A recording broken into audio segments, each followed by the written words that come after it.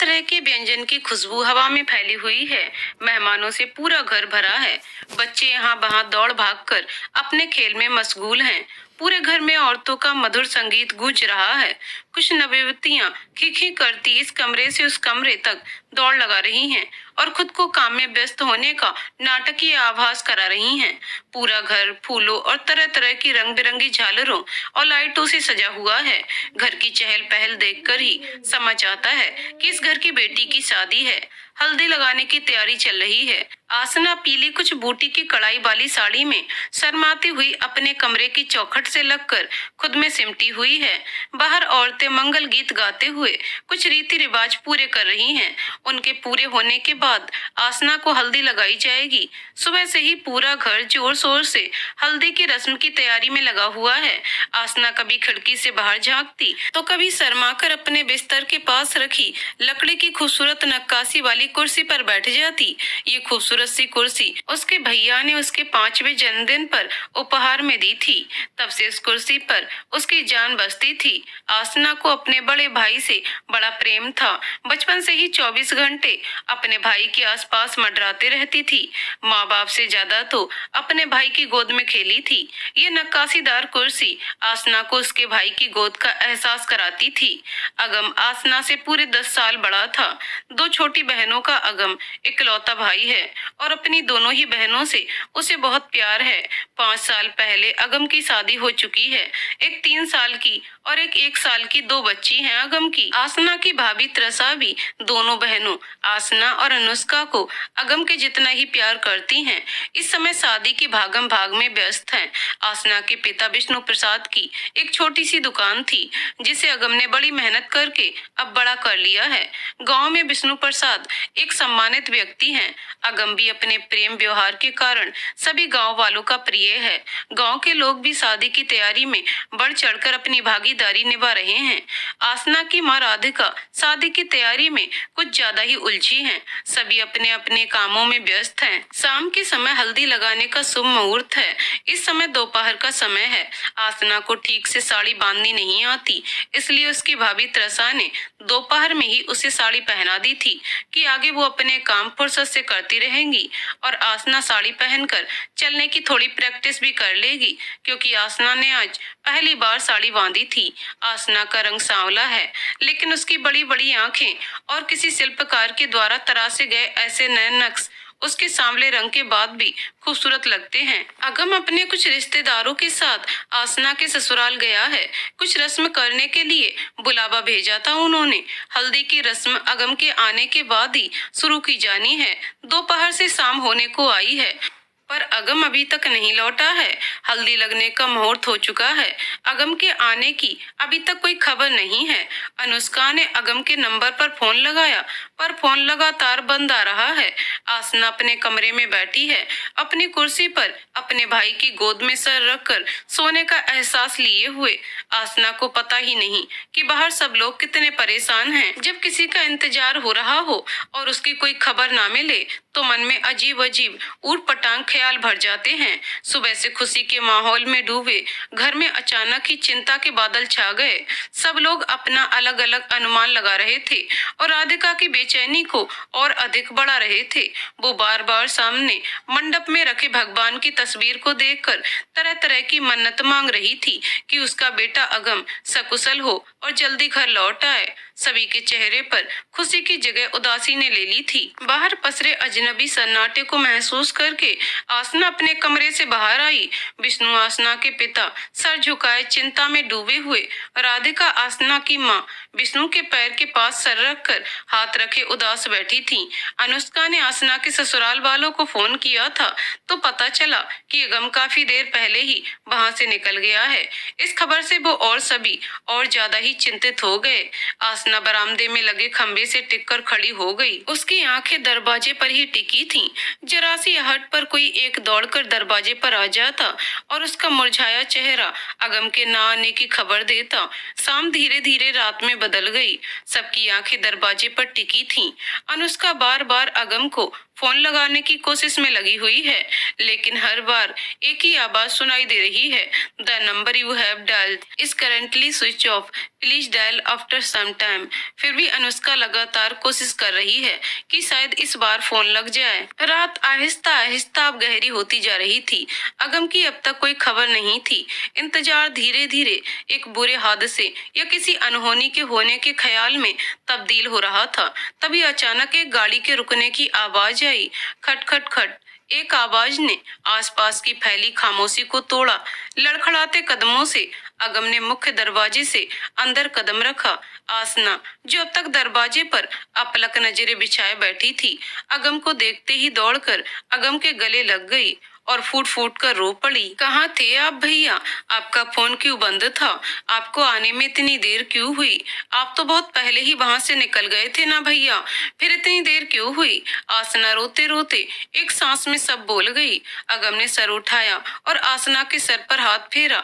उसकी आंखों में आंसू भरे हुए थे और बोला, सांस तो ले ले, कितने सवाल करेगी, चल अंदर। आसना के पिता ने सभी मेहमानों को घर जाने के लिए कहा। वैसे तो वहां बैठे सभी महानुभाव जानना चाहते थे कि आखिर माजरा क्या है, लेकिन अगम के किसी इशारे को पाकर विष्णु ने सबके सामने कुछ नहीं पूछा और सबको घर भेज दिया। अंदर आकर अगम धम्म से फर्श पर बैठ गया और जो आंसू उसने बाहर रोक रखे हुए थे, अंदर आते ही किसी बादल की तरह बरस पड़े। सभी ने आकर अगम को घेर लिया। सभी परेशान थे कि आखिर हुआ क्या है।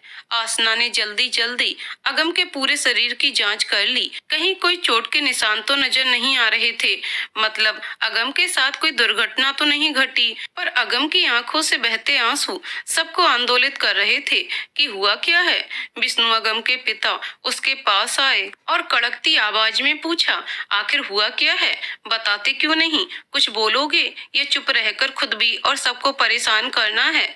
अगम ने अपनी लाल लाल आंसू भरी आंखों से विष्णु की तरफ देखा। विष्णु सहम गया। उसने पहले कभी अगम की आंख में ऐसा दुख नहीं देखा था। विष्णु की चिंता अब और बढ़ गई थी। फिर अगम ने खुद को शांत करते हुए, उन लोगों ने शादी से मना कर दिया। अगम ने सर झुकाकर कहा, क्या, मगर क्यों? विष्णु प्रसाद ने दुख और आश्चर्य मिश्रित भाव से पूछा।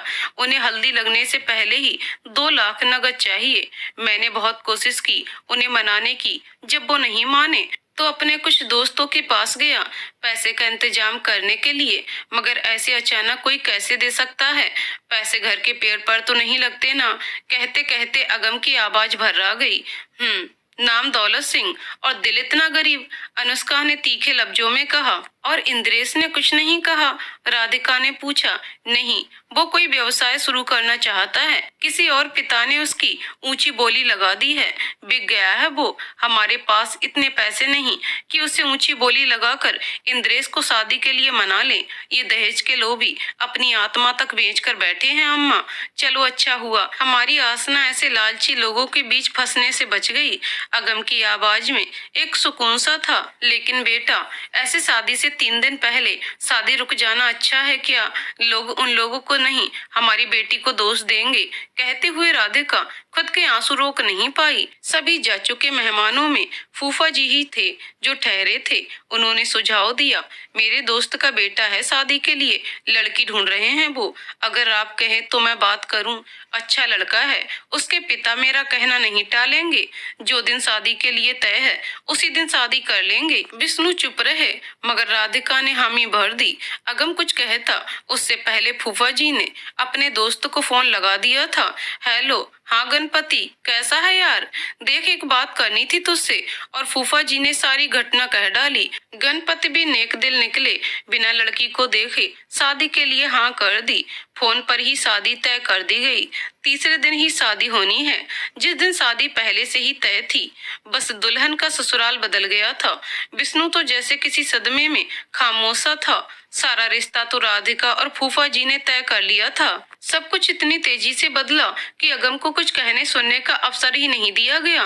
3 दिन बाद शादी के दिन आसना अपने कमरे में उदास बैठी थी। उसे तो किसी सामान की तरह समझा गया था।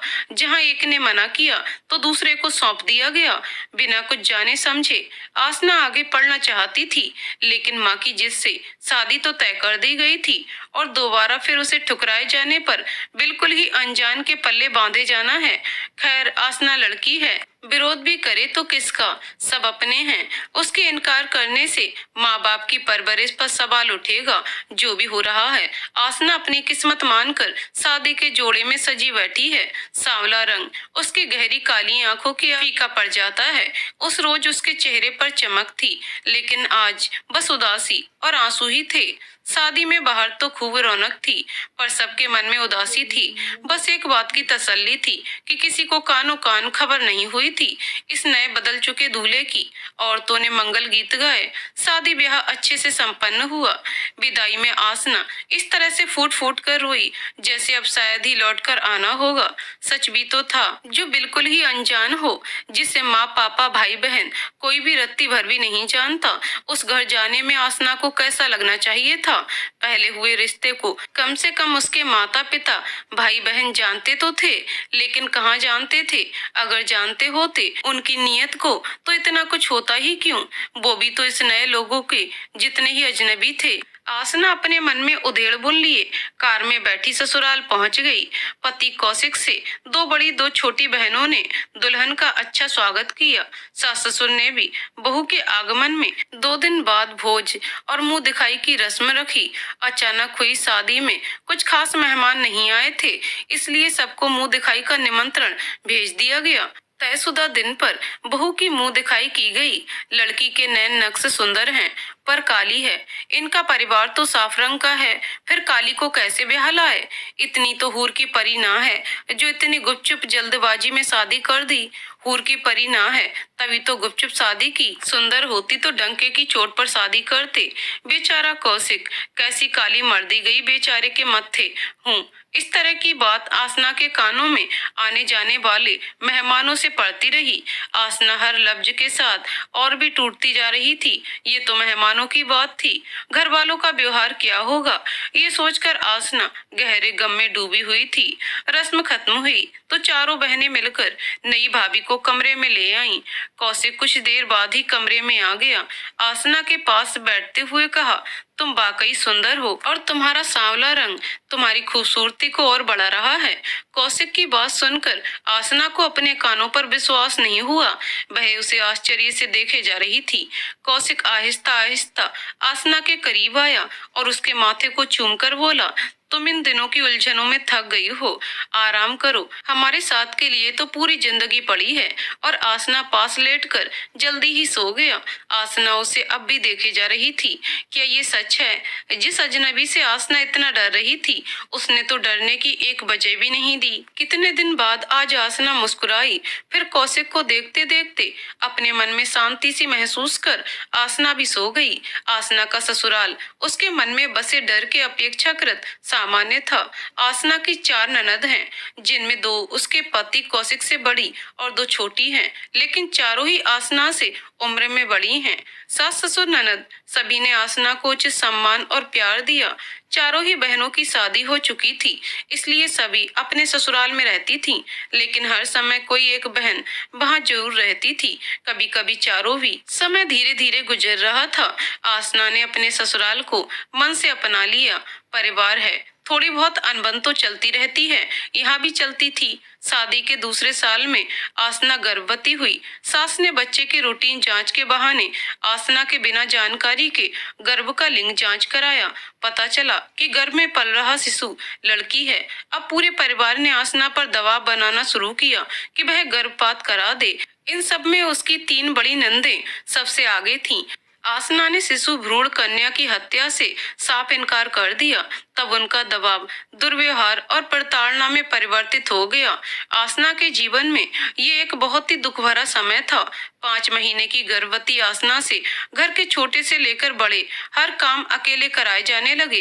घर का कोई एक सदस्य भी तिनका तक इधर उधर नहीं करता था। सारे काम निपटाने के बाद आसना को घर में मौजूद सभी की मालिश भी करनी होती थी। सोते सोते उसे 12 बज जाते थे और उसके बाद भी उसे 4 बजे सुबह तक घर में झाड़ू पोछा करके नहाकर सबके लिए नाश्ता बनाना था। पूरे दिन उसे बिस्तर के आसपास भी बैठने की भी इजाजत नहीं थी। आसना की हालत दिन ब दिन दयनीय होती जा रही थी। अगम अपनी बहन से मिलने के लिए एक दिन अचानक ही आ गया, ये सोचकर कि आसना उसे देखकर खुश हो जाएगी। लेकिन जब अगम आया तो पहले तो आसना खुद में सिमटी खड़ी रही, फिर अपने भाई के गले लगकर फूट फूट कर रो पड़ी। आसना की हालत उसका हर दर्द बयान कर रही थी। अगम से कुछ कहने की जरूरत ही नहीं पड़ी। पहले तो अगम बहुत दुखी हुआ और जल्दी ही क्रोध से भर गया। जिस बहन को उसने इतने नाजों से पाला था, उसकी ऐसी दुर्दशा देखकर अगम का गुस्सा 7वें आसमान पर चढ़ गया। अगम को गुस्से में देखकर आसना और दुखी हो गई।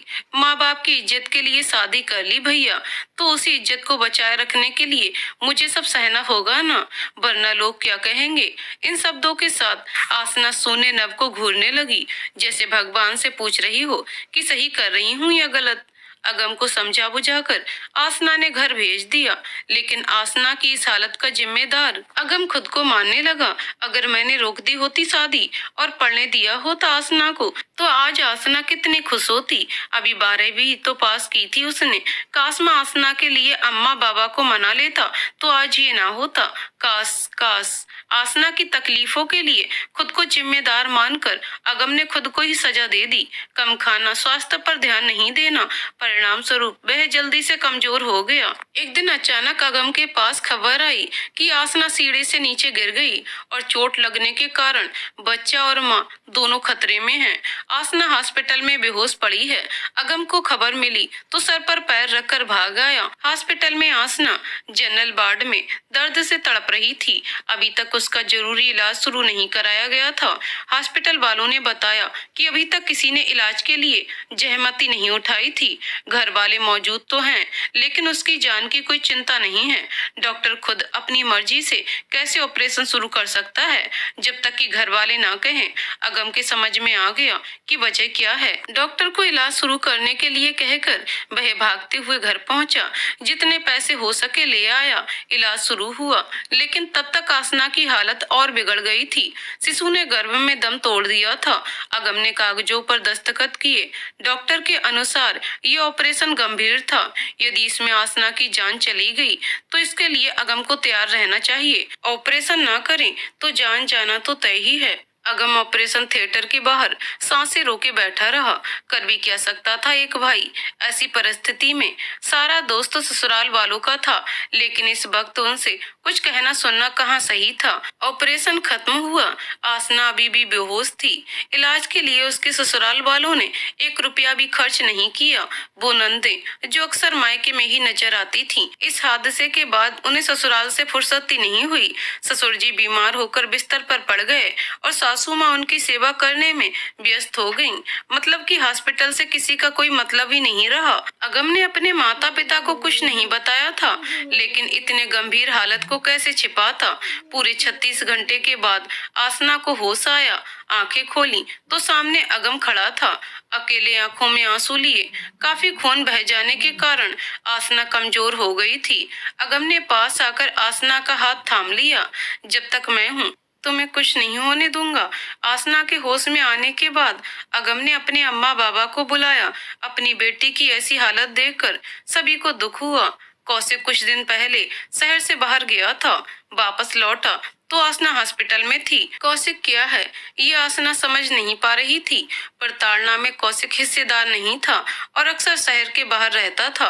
घर वाले आसना के साथ कैसा व्यवहार करते थे, इस बात की शिकायत आसना ने कभी कौशिक से नहीं की। ऐसे में कौशिक को दोषी नहीं मान सकते थे। आसना के इलाज पर सारा खर्च अगम ने किया था। इस समय उसकी माली हालत अच्छी नहीं थी, फिर भी अपनी बहन के लिए उसने वो सब किया जो वो कर सकता था। आसना 15 दिन अस्पताल में रही और इन 15 दिन में चारों नंद बस 2 बार किसी पड़ोसी की तरह मिलने आई। हॉस्पिटल से डिस्चार्ज मिलने के बाद अगम कौशिक से इजाजत लेकर आसना को घर ले आया। घर आने के बाद आसना ने जो कुछ अपने भाई से बताया उसे सुनकर अगम का रोम रोम गुस्से से सुलगने लगा।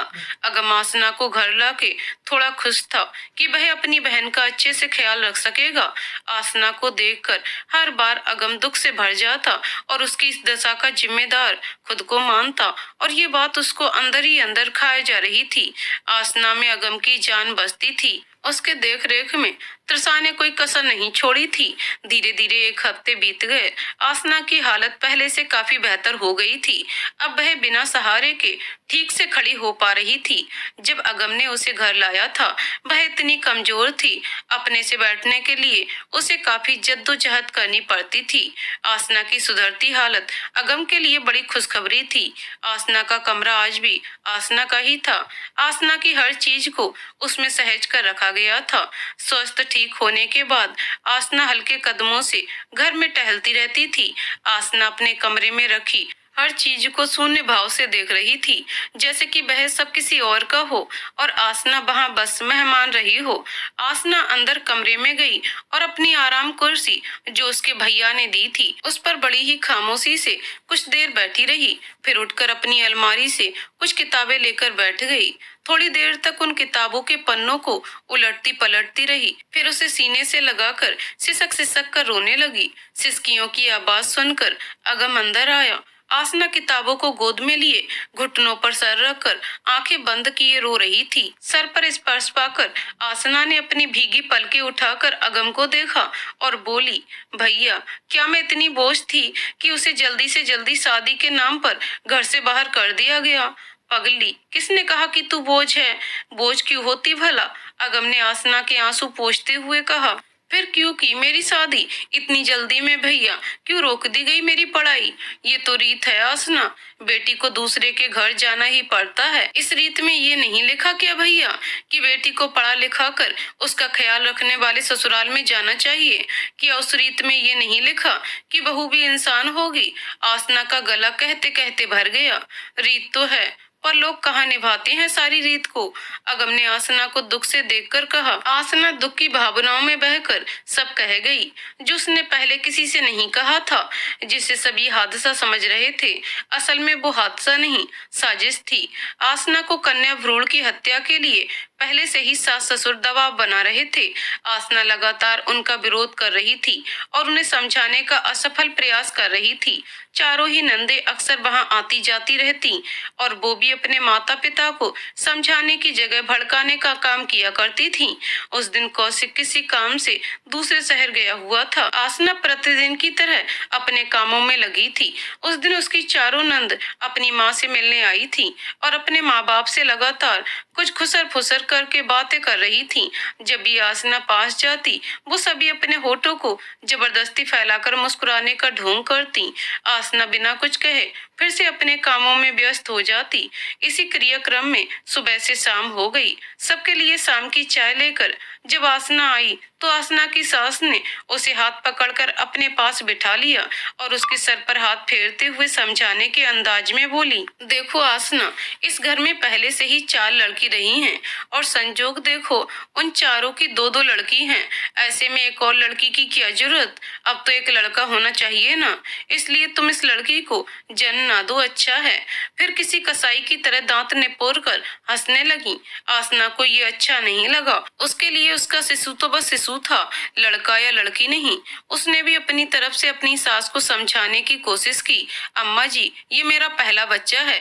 अगर पहला ना भी होता तो एक माँ होकर मैं अपने बच्चे की हत्या कैसे कर दूं? अगर एक लड़की का जन्म इतना ही बुरा है तो आपने 4 बेटियों को जन्म क्यों दिया? और उन चारों ने ही बेटी को जन्म दिया है। आपने उन्हें तो नहीं रोका बेटी के जन्म के लिए। फिर मुझे क्यों? आसना ने अपनी बात सरल शब्दों में बस अपनी सास को समझाने के लिए कही थी, लेकिन ये बात उनको किसी तीखी तीर की तरह चुभ गई थी, क्योंकि जब भी उसकी नातिनें घर आती थी तो उसके सास ससुर पूरा घर सर पर लिए फिरते उनके लिए। ऐसे में आसना का बेटी को जन्म देना भला कैसे गलत था, लेकिन जो बात उन सभी को गहरे तीर की तरह चुभ गई थी, उसके लिए वो आसना को सबक सिखाना चाहती थी। आसना छत पर से कपड़े उतार कर आ रही थी, तभी किसी ने उसे पीछे से धक्का दिया। आसना संभलते संभलते भी नीचे आ गिरी। नीचे गिरकर वह दर्द से तड़प रही थी। ऊपर खड़ी चारों एक राक्षसी हंसी के साथ उसे देख रही थी। आसना को गिरा हुआ देखकर उसकी सास भागकर उसके पास आई। अरे कैसे गिर गई? उसके चेहरे पर परेशानी के भाव थे, लेकिन बड़ी नंद ने नीचे उतरते हुए कहा, बहुत जुबान चलने लगी है इसकी। इतनी लंबी जुबान की बहू मुझे पसंद नहीं है। अरे लेकिन कुछ हो गया तो चलो चलो, जल्दी अस्पताल लेकर चलो। उसकी सास परेशान दिख रही थी। तभी दूसरी ने कहा, तड़पने दो थोड़ी देर, लंबी जुबान का हर्जाना तो भरे। वैसे भी मर गई तो दूसरी शादी में अच्छा दहेज मिलेगा। इस शादी में तो जो मिला ले लिया। बाबा के दोस्त होने के नाते मुंह खोलकर कुछ मांग भी ना पाए थे। तीसरी वाली ने आसना पर किसी चुड़ैल की तरह झुककर कहा। सभी उसके आसपास ही थी। तभी पड़ोस की चाची आ गई। उनके आते ही वह सभी रोने का नाटक करने लगी। उन सभी की बातचीत के दौरान आसना बेहोश हो गई थी। जब आंख खुली तो वह अस्पताल में थी। सामने अगम आंखों में आंसू लिए खड़ा था। सब कुछ आसना से सुनकर अगम का तन गुस्से से सुलगने लगा। वह गुस्से में उठा तो आसना ने हाथ जोड़कर उसे रोक दिया। आसना बढ़कर अगम का हाथ थाम लिया और कहा, भैया आप क्या करेंगे? उन दुष्टों को बताऊंगा कि एक भाई अपनी बहन के लिए क्या कर सकता है। अगम गुस्से से फुफकारते हुए बोला, अरे बेटा, बहन के ससुराल में भाई का इस तरह रौब दिखाना अच्छी बात नहीं। आखिर आसना बहू है उस घर की। राधिका ने आंचल से अपना पसीना पोंछते हुए कहा, जो न जाने कब से दरवाजे पर खड़ी आसना और अगम की बात सुन रही थी। तो आप क्या चाहती हैं अम्मा? मैं उनकी दरिंदगी के लिए माफ कर दूं? जो उन्होंने मेरी आसना के साथ किया उसे नजरअंदाज करके हाथ पर हाथ रखकर बैठ जाऊं? अगम गुस्से से कांपते हुए बोला, बेटा तो क्या चाहता है तू? उस घर की बेटियों से झगड़ा मोल लें हम? आखिर हमारी आसना को रहना तो उसी घर में है ना। शांति से आसना को उसके ससुराल छोड़ा। उसकी नंदे आसना को माफ करके फिर से अपना लेंगी। राधिका ने अगम को समझाने के लहजे में कहा, क्या माफ कर देंगी आसना को? लेकिन किस बात के लिए अम्मा? कसूर क्या है आसना का? कि आसना ने उनकी जान लेने की कोशिश की? कि आसना ने कुछ भी बुरा किया किसी के साथ, जिसके लिए बेधूर्त लोग आसना को माफ करके अपना लेंगे? अगम को अपनी माँ पर अब अधिक क्रोध आ रहा था। गलती चाहे जिसकी भी हो, पर अब आसना का ससुराल ही उसका घर है। उनसे बहस करके मन मुटाव बढ़ाने की क्या जरूरत है बेटा? आखिर जब वो उस घर जाएगी तो उन लोगों से नजरें मिलाकर कैसे रह पाएगी, जब उसका भाई वहां सबसे बदतमीजी से पेश आ चुका होगा? राधिका अब भी अपने कहे पर कायम थी। मुझे समझ नहीं आता अम्मा, आप एक माँ होकर अपनी बेटी की जगह उन दरिंदगी भरे परिवार की पैरवी क्यों कर रही हैं? आपका माँ का दिल आपको कचोटता क्यों नहीं?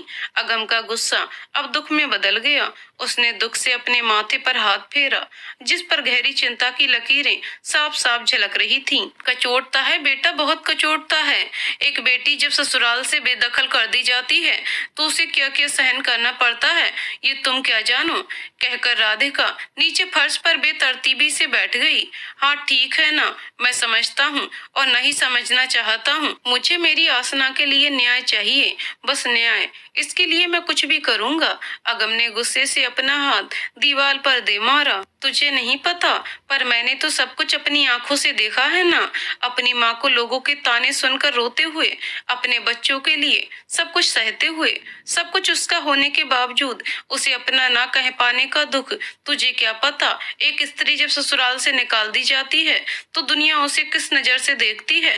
कहते कहते राधिका की आवाज लरजने लगी थी और उसकी आंखों से आंसू लुढ़कते हुए उसके घुटने पर मोड़े हाथों पर रुक गए और थोड़ी देर ठहर कर फर्श पर आ गए। क्या नहीं जानता समझता मैं अम्मा, बताओ मुझे। अगम कमरे का एक चक्कर लगाकर चिड़चिड़ाते हुए बेड पर बैठते हुए कहने लगा, मेरी अम्मा यानी कि तुम्हारी नानी, उसे भी बड़ा शौक था झांसी की रानी बनने का।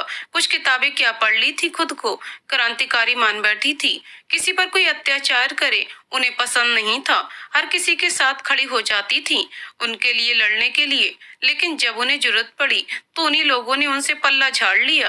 क्रांतिकारी जो थी तो अन्याय कहाँ पसंद रहता उन्हें। मेरे नाना ने बड़े धूमधाम से उनका ब्याह रचाया। सब कुछ अच्छा था ससुराल में, और मैं और तेरे मामा जुड़वा हैं, ये तो तुम जानते ही हो। शादी के 3 साल बाद जब हम दोनों 1 साल के थे, माँ की किसी के साथ की गई भलाई की उन्हें सजा मिली। किसी रसूखदार परिवार के विरोध में उन्होंने किसी लड़की का साथ दिया था और सजा दिलाई थी, और इसकी ही उन्हें बहुत बड़ी कीमत चुकानी पड़ी। कहते कहते राधिका रुकी और सिसकने लगी। कैसी सजा अम्मा? अगम और आसना ने एक स्वर में कहा। एक दिन अम्मा हम दोनों को घर छोड़कर मंदिर गईं। करवा चौथ की पूजा की कुछ रस्म करनी थी उन्हें। सुबह से निकली, शाम तक भी जब वापस न लौटी तो हमारे बाबा उन्हें ढूंढने निकल पड़े, लेकिन उन्हें बस निराशा मिली। अम्मा नहीं, वो घर पर आकर बैठे ही थे कि किसी गाड़ी की तेजी से मुड़ने की आवाज सुनाई दी। किसी ने उन्हें चलती गाड़ी से नीचे फेंका था।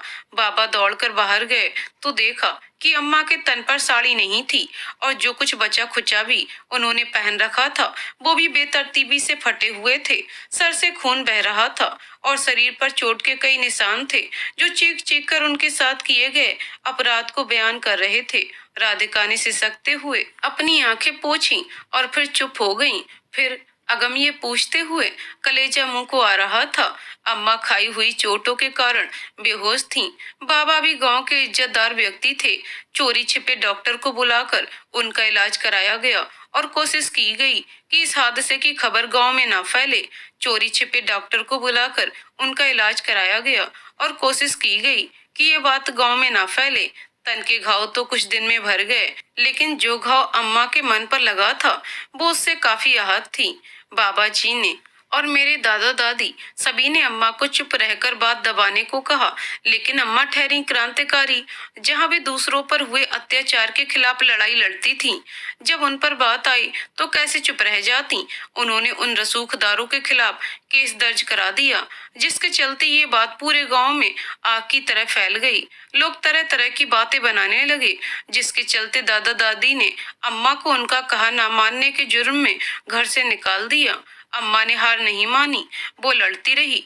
दादा दादी ने अम्मा बाबूजी का रिश्ता खत्म करा दिया। हम दोनों अम्मा के साथ उनके मायके आ गए। नाना जी अम्मा का साथ देते थे। एक बार कोर्ट की सुनवाई के दिन उन लोगों ने नाना जी का अपहरण कर लिया और अम्मा को कोर्ट न जाने के लिए धमकाया। अम्मा निडर होकर कोर्ट तो पहुंची, पर कोई बयान नहीं दे पाई। कोर्ट के रास्ते में ही उन लोगों ने नाना जी की हत्या करके फेंक दिया। ये एक गहरा आघात था। अम्मा बिल्कुल अकेली पड़ गई, क्योंकि अम्मा नाना नानी की इकलौती संतान थी। नानी अम्मा के बचपन में ही गुजर गई थी। नाना जी ने ही पाल पोस कर बड़ा किया था। अब अम्मा के पास सिवाय उस मकान और खेत के बस हम दो ही बच्चे थे। वो लोग एक रात घर आए और हम दोनों के सर पर बंदूक रखकर केस वापस लेने को कहा। अम्मा इंसाफ तो चाहती थी, लेकिन उसके लिए अब किसी की बलि नहीं देना चाहती थी। अम्मा ने केस वापस लेकर हार मान ली, और उन रसूखदारों ने उस दिन पूरे गांव में जश्न मनाया और घूम घूम कर अम्मा के नाम को और बदनाम किया। गांव वालों ने भी उनकी बातों का आनंद लिया। अफसोस तो इस बात का था कि जिनकी खातिर अम्मा ने ये सब सहा था, वो लोग भी उस बेहयाई के जश्न में शामिल थे। अम्मा अंदर से टूट गई थी, लेकिन उन्होंने हमारी परवरिश जी जान लगाकर की। घर से निकलते ही लोग अम्मा पर तानों की बरसात करते थे। अम्मा सब कुछ सुनती रही, सहती रही। अम्मा मेरी शादी के बाद इस मतलबी दुनिया को अलविदा कह गई। आज ही उम्र हो गई, सब कुछ लोगों से सुना। अम्मा तो बस अकेले में रोया करती थी, किसी से कुछ नहीं कहती थी। आज तक बाबूजी या उस घर के किसी ने भी पलटकर हमारी खैर खबर नहीं ली। राधिका कहते हुए अब फूट फूट कर रो पड़ी। अगम और आसना निशब्द स्तब्ध खड़े थे। एक दुख जो अम्मा अपने दिल में छिपाए बैठी थी, जिसे आज पहली बार किसी के सामने कहा था। जिंदगी का ये पहलू तो सच में बहुत ही भयावह था। नानी ने पहले ही अपना दुख नहीं कहा था, पर अम्मा उनके हर दुख को समझती थी, महसूस करती थी। नानी का ये दुख उनके अकेले का नहीं था, अम्मा भी उसमें बराबर की हिस्सेदार थी। दो बच्चे और एक असहाय महिला जिसकी खुद की कोई गलती नहीं थी, उनके परिवार ने उन्हें और दो मासूम बच्चों को बेसहारा छोड़ दिया। साथ ही कदम कदम पर उसका तिरस्कार किया, उसे नीचा दिखाया। कितना कुछ सहा था नानी ने। काफी देर तक कमरे में सन्नाटा पसरा रहा, बस अम्मा की सिसकियां सुनाई देती रहीं। अम्मा का दुख इतना बड़ा था कि अगम को कुछ शब्द भी नहीं सुझा रहे। उन्हें दिलासा देने के लिए एक अरसे के बाद राधिका का दुख आंसू बनकर उनकी आंखों से बह निकला था। आसना भी स्तब्ध खड़ी अपनी अम्मा को देखे जा रही थी। शायद वह तय नहीं कर पा रही थी कि किसका दुख ज्यादा बड़ा है। किसे इस वक्त रोने के लिए एक कंधे की ज्यादा जरूरत थी। अगम कुछ देर बाद अपनी जगह से हिला और माँ के पास आकर नीचे बैठ गया। राधिका के आंसू पोंछे, फिर उनके गले लग गया। थोड़ी देर ऐसे ही गले लगे रहने के बाद उसने अम्मा को सहारा देकर उठाया और कमरे से बाहर ले गया। अनुष्का खाना बनाने में व्यस्त थी, उसे कोई खबर नहीं थी कि कहाँ क्या हो रहा था। अगम राधिका को उसके कमरे में ले गया। तृषा खाना लेकर आई तो अगम ने राधिका के पास बैठकर अपने हाथों से खाना खिलाया, अम्मा के पैरों में मालिश की। धीरे धीरे अम्मा सो गईं। आसना दरवाजे पर खड़ी चुपचाप अम्मा को देख रही थी। अम्मा को उस दिन ऐसे सहारे की बहुत जरूरत थी। अम्मा के सोने के बाद अगम उठा और दरवाजे पर खड़ी आसना के सर पर हाथ फेरकर कहा, चलो खाना खा लो और आराम करो। जो कुछ भी बातें हैं कल करेंगे, फिक्र मत करो। मेरे जीते जी मैं तुम्हें उनके हाथ की कठपुतली नहीं बनने दूंगा। आसना ने भरी आंखों से अगम को देखा और अपने आंसू छिपाने के लिए जल्दी जल्दी पलकें झपकाईं। फिर अगम के पीछे पीछे खाने की जगह पर आई। बेमन से खाना खाकर अपने बिस्तर पर आकर लुढ़क गई। खामोशी से छत पर लगे पंखे को घूरती रही। जाने क्या चल रहा था उसके दिमाग में। आसना नीचे लेटी हुई छत पर लगे पंखे को खामोशी से घूर रही थी। जाने उसके दिमाग में क्या चल रहा था। फिर उसने अपनी भरी हुई आंखें मूंद ली। आंखें बंद करते ही उसकी आंखों में उसके भाई का मुस्कुराता चेहरा था। कितनी परवाह करता है अगम आसना की। आसना ने अपनी आंखें खोल दी और जो ख्याल उसके दिमाग में तेजी से तैर रहा था उसे निकाल फेंका। कुछ दिन खामोशी से यूं ही गुजर गए। आसना पूरी तरह से स्वस्थ हो गई थी और अपने गम को अपनों के साथ रहकर भूलने लगी थी। लेकिन वक्त उसे कैसे भूलने देता इतनी आसानी से। एक दिन सुबह सवेरे ही कौशिक आ गया आसना को अपने साथ ले जाने। अगम ने तो पहले जाने के लिए मना किया, लेकिन कौशिक के बार बार प्रेम पूर्ण आग्रह को मना नहीं कर पाया और आसना के ये कहने पर कौशिक को कुछ पता नहीं, वो इन सब में शामिल नहीं। आसना के जाने के लिए इस शर्त पर हाँ कर दी थी कि आसना उसे सब कुछ बताएगी। आसना ने भी सर झुकाकर हामी भर दी। आसना के दूसरे कमरे में जाने के बाद कौशिक ने बहुत सकुचाते हुए कहा, भैया वो मैं क्या हुआ भैया, आप हकलाने कब से लगे? अगम ने मजाकिया लहजे में कहा, हाँ भैया मुझे कुछ कहना है आपसे। कौशिक ने अपनी आंखें जमीन में गड़ाए हुए ही कहा, हाँ तो कहो क्या बात है। अगम ने अपनी आंखें कौशिक पर स्थिर करते हुए कहा, भैया मुझे नए बिजनेस के लिए कुछ पैसे चाहिए थे। मैंने अपने कुछ दोस्तों से भी बात की है, अगर आप कुछ मदद कर दें तो मेरा काम शुरू हो जाए। बिजनेस जमते ही मैं आपके पैसे लौटा दूंगा। कौशिक ने अगम को उम्मीद भरी नजर से देखते हुए कहा। अगम कुछ देर खामोश रहा। क्या कहता वो भी। आसना के इलाज में और उसके स्वास्थ्य को सही करने में अगम ने अपनी सभी जमा पूंजी खर्च कर दी थी। ऐसे में कौशिक की मदद कैसे करता। लेकिन कौशिक ने इतनी उम्मीद से कहा था, अगम उसे निराश भी तो नहीं कर सकता था। अगम ने कुछ सोचते हुए कहा, आप आज तो रुकेंगे ना कौशिक? कल मैं आसना की विदाई का सब इंतजाम कर दूंगा।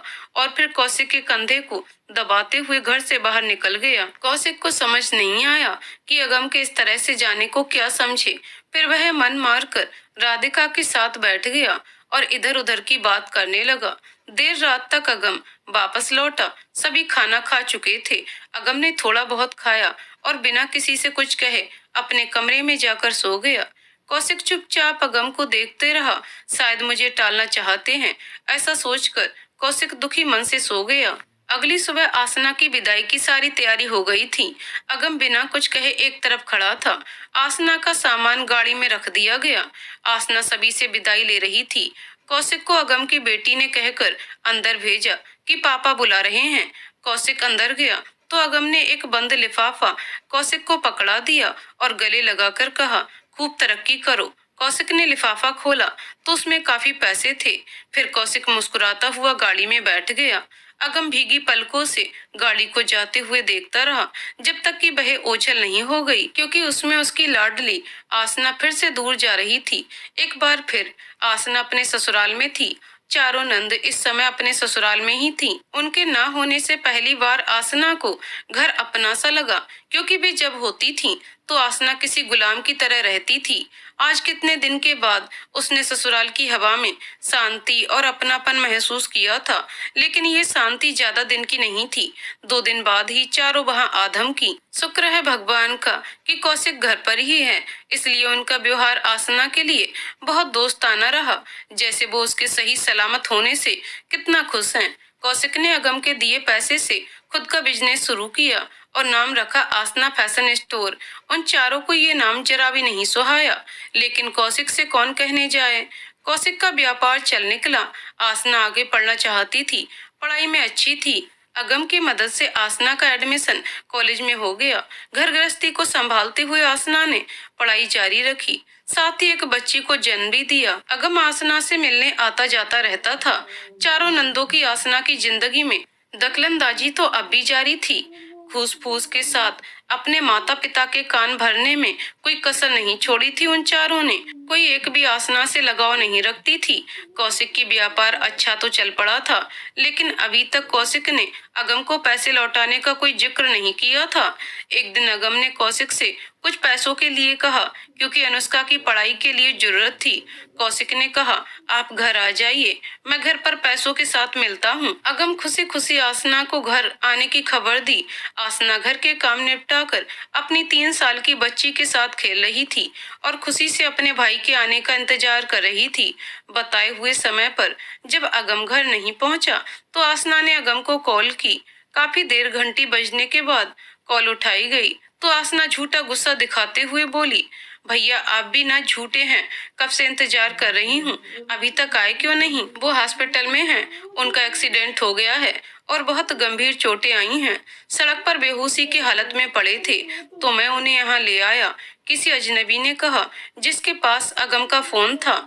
उस अजनबी ने अस्पताल का पता बताया। आसना के हाथों से फोन छूटकर जमीन पर जा गिरा।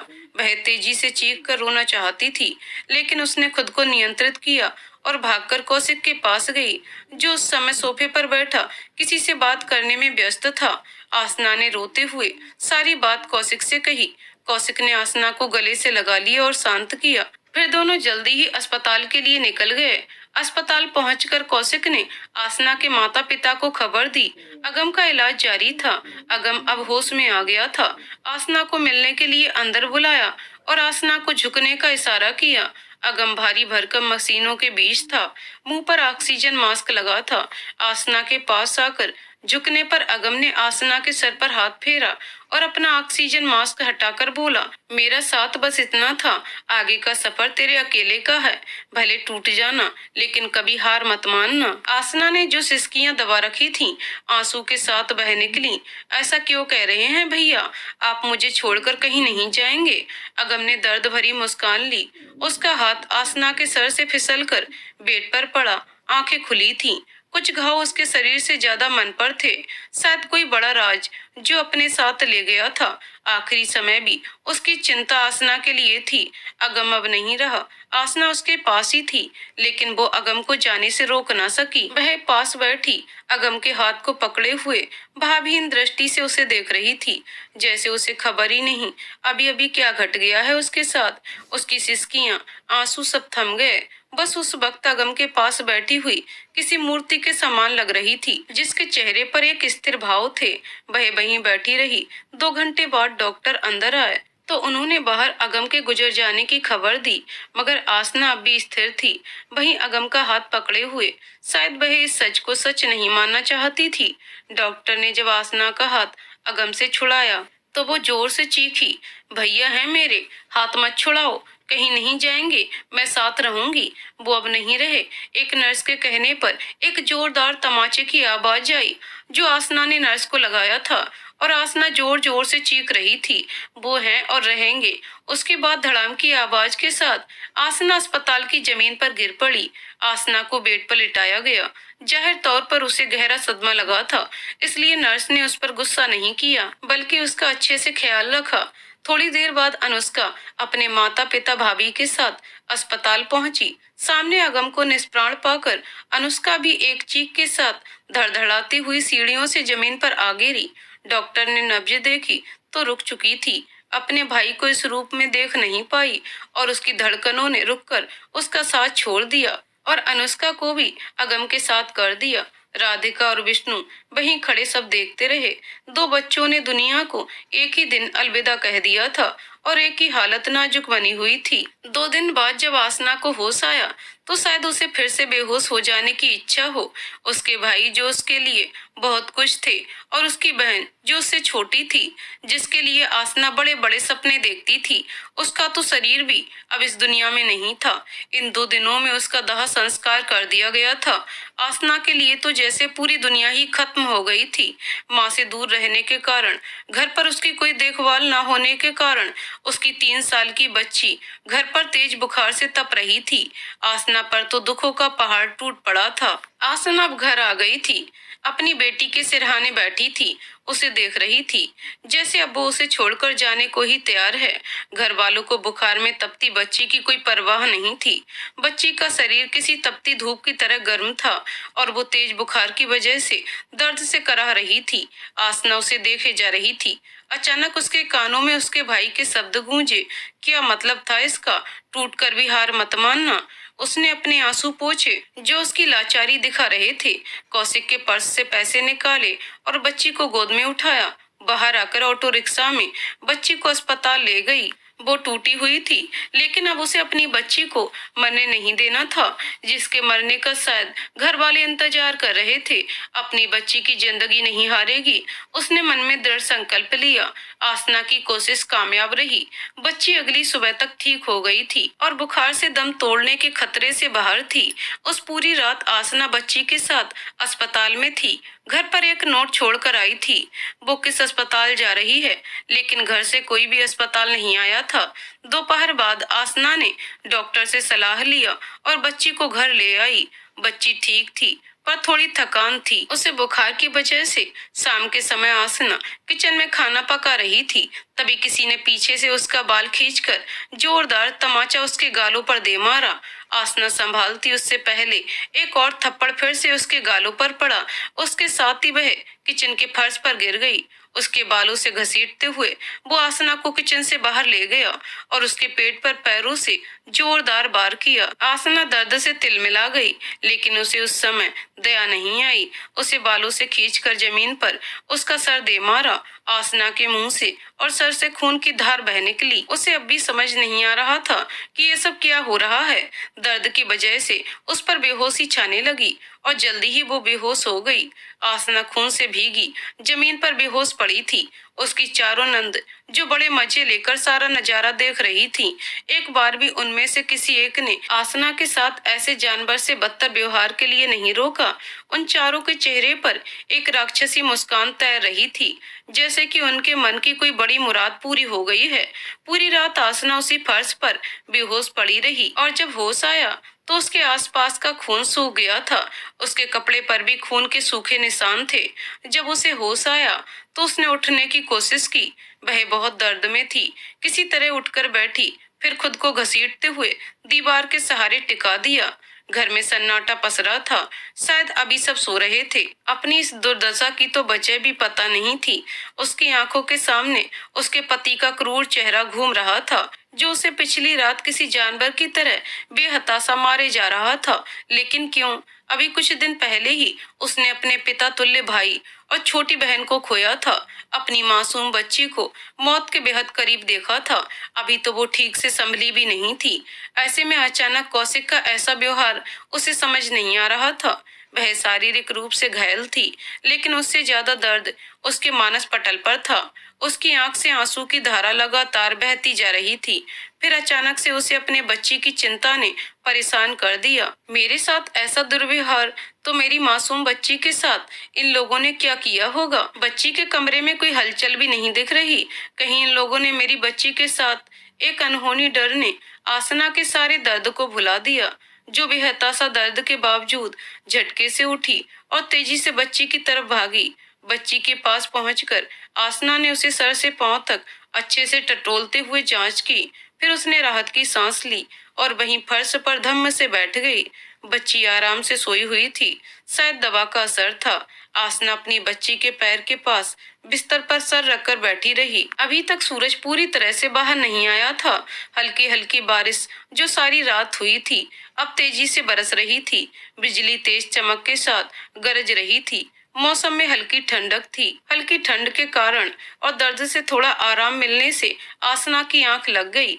आसना की आंख लग गई। जब उसकी आंख खुली तो वह कमरे से बाहर फिर से उसी जगह पर फर्श पर पड़ी थी। कौशिक उसे एक बार फिर बालों से घसीटते हुए बाहर ले आया था। आसना एक बार फिर दर्द से कराह रही थी। उसने अपने खून बहते हुए होठों से खून साफ किया और एक दर्द भरी धीमी आवाज में कांपते होठों से पूछा, ऐसा क्यों कर रहे हो मेरे साथ?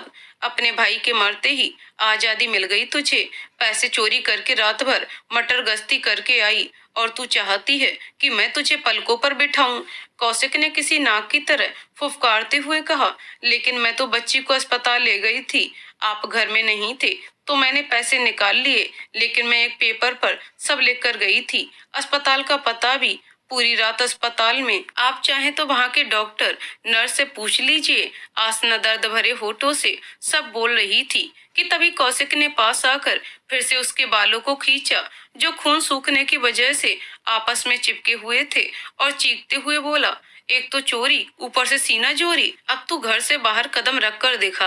आसना को छोड़कर वह पैर पटकते हुए घर से बाहर निकल गया। आसना वहीं बैठे अपने दर्द से ज्यादा किस्मत पर रो रही थी। कुछ देर बाद कौशिक एक दवा का पैकेट लेकर लौटा और आसना को देते हुए बोला, खा ले, दर्द की दवा है, और महारानी बनकर मत बैठ, काम निपटा घर का। और पैकेट में से 2 गोली निकालकर आसना के मुंह में भर दी और बिना कुछ खाए पिए उसे निगल जाने को कहा। सचमुच ये सब उसके यकीन से बाहर था। अचानक कौशिक के इस राक्षसी रूप की तो उसने कल्पना भी नहीं की थी, लेकिन था तो सब कुछ सच ही। आसना ने दवा निगल तो ली, लेकिन जल्दी ही वह उल्टी के साथ बाहर आ गई। कौशिक ने उसे किसी भूखे भेड़िए की तरह घूर कर देखा। आसना डर से सहम गई, लेकिन इस बार उसने बस सब साफ करने की हिदायत देकर छोड़ दिया और ऊपर कमरे में चला गया, जहां शायद उसका पूरा परिवार सब कुछ जानते हुए अनजान होने का नाटक करके गप्पों में मशगूल था। आसना खुद को समेटते हुए उठी, बाथरूम में जाकर घावों को साफ किया, लेकिन उसके मन पर जो घाव हुए थे वो कहाँ साफ होने वाले थे। साफ कपड़े के साथ वह किचन में गई और असहनीय दर्द के बावजूद सभी के लिए नाश्ता बनाया। सभी खा पी कर अपने कमरे में मस्त थे। इधर आसना किसी गुलाम की तरह दर्द से काम में लगी हुई थी। नाश्ते के बाद दोपहर के खाने की तैयारी। नाश्ते में बच्चा खुच्चा खाकर आसना ने दर्द की वही दवाई खाई जो राक्षस पति ने दी थी, और फिर से काम में लग गई। उसकी हिम्मत भी नहीं थी कि वह एक बार जाकर कमरे में अपनी बीमार बच्ची को देख ले। ये सब तो जैसे अब कौशिक का पसंदीदा काम बन गया था। एक घाव भरता नहीं था कि कौशिक उसे एक नया घाव दे देता था। अब तो रोज शराब के नशे में धुत रहने लगा। आसना अपने ही घर में कैदी थी। अपने ऊपर हो रहे अत्याचार की वजह भी उसे पता नहीं थी। कौशिक का बर्ताव दिन ब दिन और ज्यादा राक्षसी होता जा रहा था। इन सब के साथ 3 महीने गुजर गए। रक्षाबंधन का दिन था। चारों बहनें अपने भाई को राखी बांधकर मोटी रकम वसूल रही थीं और कौशिक हंसते हुए उन्हें दे रहा था। देखने में सब कुछ सामान्य लग रहा था। कोई कह ही नहीं सकता था कि यही वो कौशिक है जो आसना को हर रोज जानवरों की तरह पीटता है। सभी साथ बैठकर हंसी मजाक में व्यस्त थे और बीच बीच में आसना को तिरछी नजर से देख रहे थे और दान भी हंसी हंस रहे थे। आसना को अगम की हमेशा याद आती थी, लेकिन आज तो बहुत ही ज्यादा। आसना उठकर कमरे में चली गई और अगम की तस्वीर को गले से लगाकर फपक कर रो पड़ी। हर रक्षाबंधन पर अगम आसना से मिलने जरूर आता था। रक्षाबंधन के एक दिन अनुष्का भी आती थी। बचपन से बड़े होने तक दोनों बहनें हर साल एक साथ ही अगम को राखी बांधती थीं।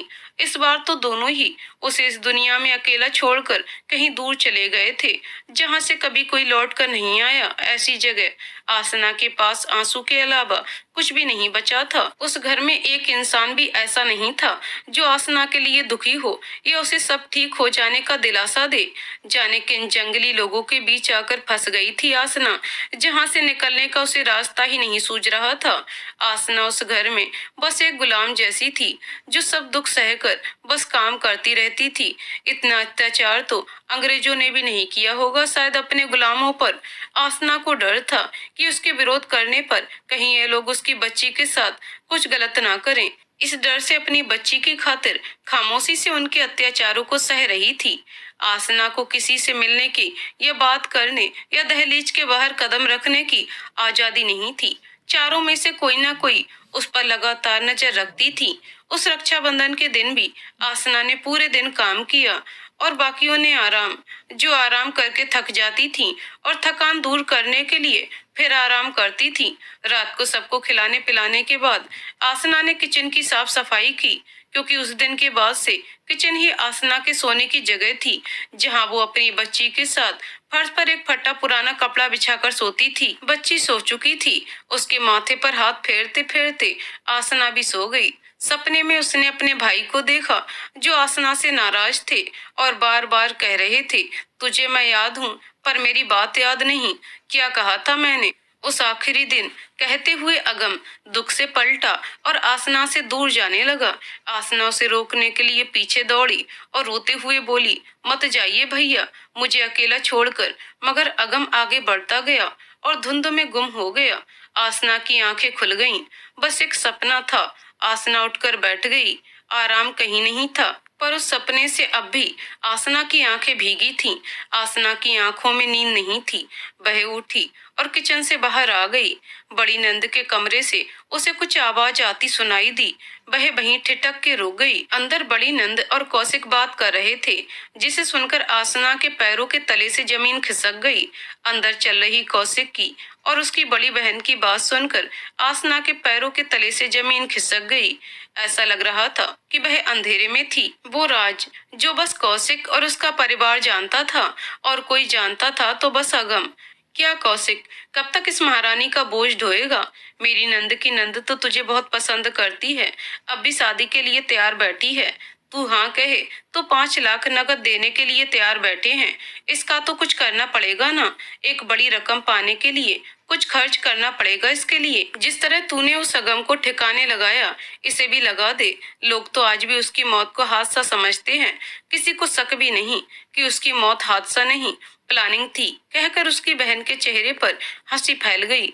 क्या करता? इतना फालतू पैसे नहीं मेरे पास कि उसको 3 लाख चुपचाप वापस कर देता। उसके एक बार कहने पर उसके घर वालों को तो आज तक पता नहीं कि उसने खेत गिरवी रखकर पैसे दिए थे मुझे। उसके साथ ही सारी उधारी खत्म। कहकर कौशिक अट्टहास करके हंस दिया, जैसे कुछ पैसों के लिए एक इंसान की जान लेना कोई बड़ी बात नहीं है।